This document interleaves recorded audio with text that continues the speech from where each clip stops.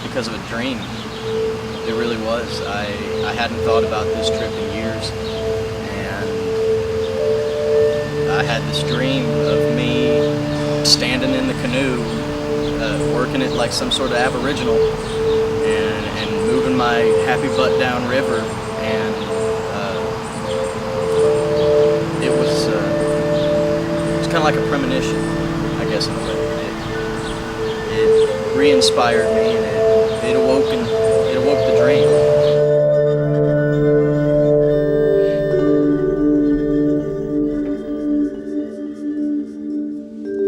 Lake Tawakoni, and then it's going to go down and follow the trail, the Sabine River, down to Toledo Bend, and from Toledo Bend down to Sabine Lake, and then it just dumps into the Gulf of Mexico.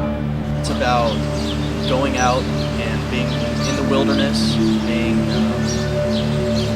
with God in the closest form of the sense, experiencing God's creation through nature is something I've always been passionate about. Hunting, fishing, definitely going to do a fair bit of just survival.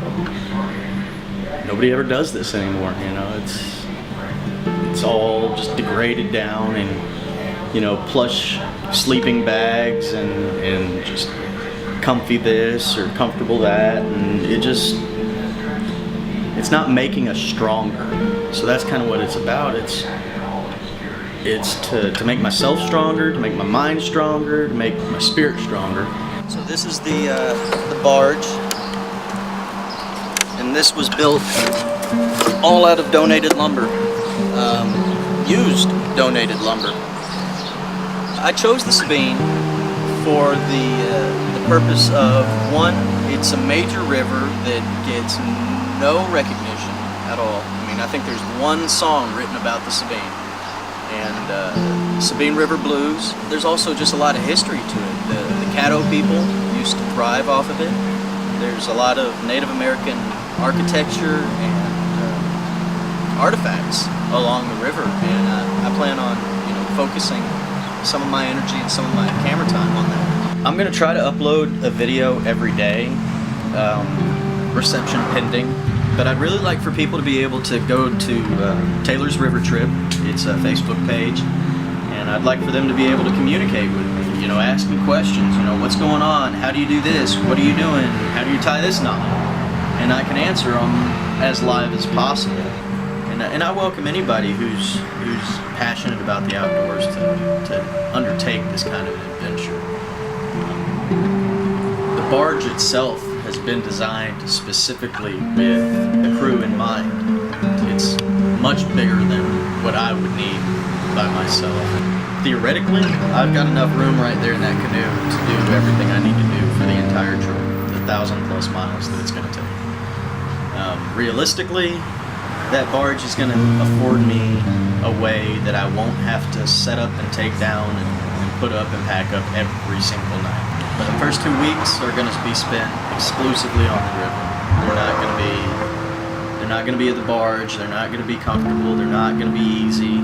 It's going to be spent a lot of time in shallow water, having to drag my boat over sandbars. Coconut oil is both for my skin and for my diet.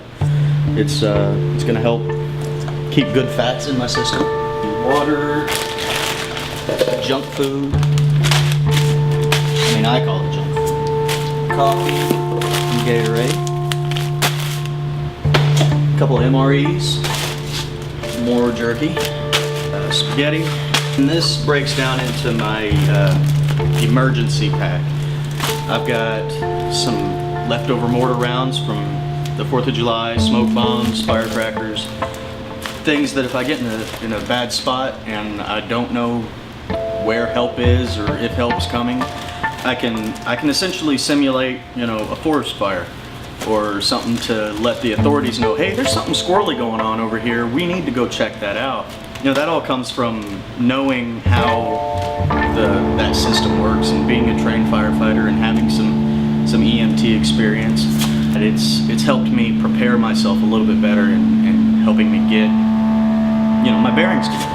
I'm using the pack in, pack out rule, and I'm I've actually got a system in place to distill my own water, and the Sabine's notoriously dirty. I mean, it's the runoff from almost all of East Texas, and so by having a system in place that'll just evaporate the toxins out and recondense and collect good, clean, drinkable water, it'll be something that can be used anywhere in the world, essentially. I know there's some pollution, and while that breaks my heart, bringing that to the forefront is kind of part of the goal. I mean, this is a lot of different trips in one, and if I can raise awareness and raise understanding, then I'll feel that it's a success. Because if we stay where we're at, you know, the possibilities of parts of this river permanently running dry are very real. See, I've got some different kind of books that I'm taking with me, some basic reading stuff, field guides, my wild edibles, field guides on trees, mammals, reptiles, flowers, completely waterproof Bible. I'm actually planning on dedicating time every day, either before or after my morning yoga, where I'll just dive into scripture for an hour or two, just to rededicate. You know, it's not just a nature survival crazy man trip, it's a spiritual journey too. I've got my journals in place, pen and paper, ink and paper, it's a resource, and I don't think nearly enough people are tapping into it and holding on to it, because these will be here even when the power goes out. These will be here when the internet crashes. Literature and writings and books are something that have lasted thousands of years. And if we don't learn from them, we're just going to hurt ourselves. I'm also taking along essential oils, because where modern pesticides and bug repellents have their place, they're not on this trip.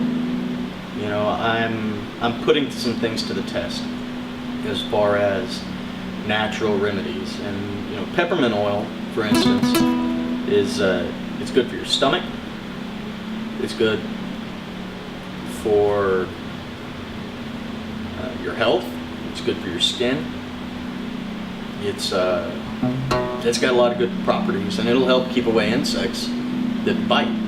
Not necessarily mosquitoes, but they're part of that list, and that's part of what I'm going after, is the holistic, you know, whole living. It's an open trip. It's an open adventure. You know, anybody and everybody.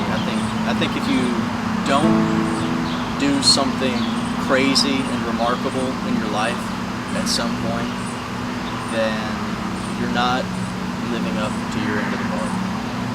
You know, life is for living, not sitting. I've got faith it's all just going to work out. It's an awesome bit of craziness. It'll be worth it.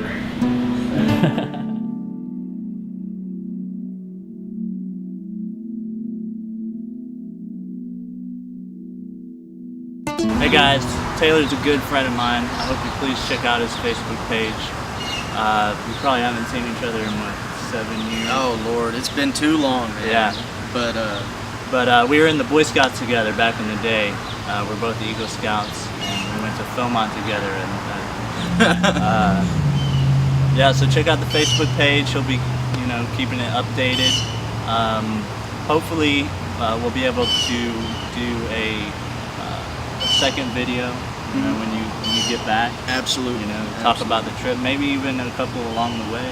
If I can meet up. Hey, that'd be awesome. If I can meet up with the other guys. Yeah. Meet you along the way. Absolutely. Do some updates. But 40 days down the Sabine. From starting where? I'll be putting in at Lake Tawakoni, which is over by Dallas, and taking the Sabine from there all the way over to Toledo Bend, which is actually part of the border between Texas and Louisiana. And then I'm going to follow the flow of the river from Toledo Bend down into the Gulf of Mexico at Sabine Lake. And from there, you know, good weather pending, or the waves, or the wind, or however it's going to happen, I'm either going to end up in Galveston, or, you know, maybe if a wild hair just hits me, I might end up in New Orleans. This is an adventure worth taking, and I'm going to take it wherever it takes me. So, check it out. Dare you. Dare you. I want to give a big thanks to the Cardinals, the Eatons, my grandparents, my parents, Mamie and Poppy, Boy Scouts of America. I mean, they have done a remarkable job in sparking a flame in generations of young men who want nothing more than to just experience life and to live life to the fullest. And I thank you. I thank the fathers, I thank the mothers, I thank everybody who's been involved in the program. Keep it up. I mean, you guys are what's making this country better. And let's see, I want to thank my spiritual leaders, priests, pastors, everybody who's ever given me a philosophical and inspirational talk. I know I've had a lot of them. I know some of them have not always been in the best of, well, let's just put it this way. If I was in trouble and you had to give me a good talking to, thank you, because you helped me. I mean, you might not thought I was listening, you might not thought I paid attention, but if I was ever a disturbance in your class, thank you for not having me expelled. I thank my teachers, any educator who I've ever come in contact with. You are remarkable for what you do. Educators in all sense of the word. I'd like to thank God, big time. I mean, come on, really. It's I'm going into the nature that you created for me. I mean, and not just me, but all of us. It's our world. You've placed us here in it, and it's our choice to either experience it or not. And I'm choosing to experience it. I'm choosing to do what I can to bring it right to people's kitchen tables, to bring it right to their laptops, to their PCs, to whatever they got. You know, I'm trying to figure out a way that I can take that full adventure and bring it right to you.